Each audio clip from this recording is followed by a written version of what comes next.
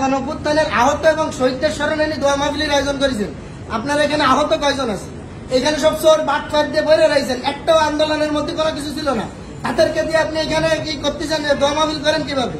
আন্দোলনের যে এই যে এখনো পুলিশ দাগ রয়েছে, আপনি তাদের আমাদেরকে বাদ দিয়ে এই কোয়ারের কি 2 দিনও কোনো জায়গার আন্দোলনের কোনো ভূমিকা দেখাতে পারবেন না। এদের কাহিনী কি করতেছেন কে?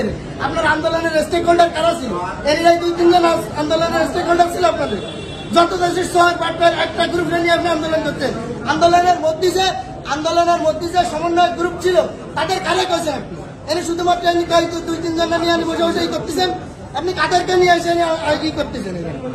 আপনি একটা গ্রুপ নিয়ে তুমি তোমার সাথে কথা পরে বলছি, তুমি বসো। এনে কাদেরকে নিয়ে আপনি করতেছেন?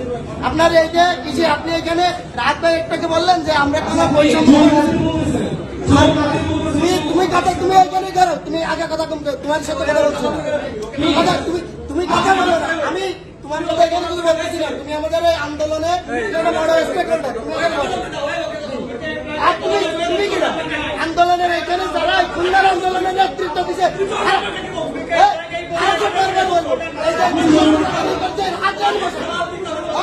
এই যে তবাবানি দেবো হাতে বসেছে কিনা, হাতে বসেছে কিনা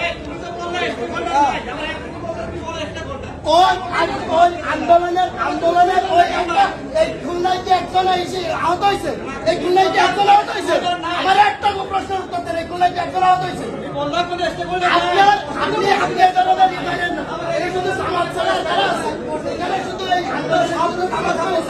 এই আন্দোলন কিছু সামাজ করেছে,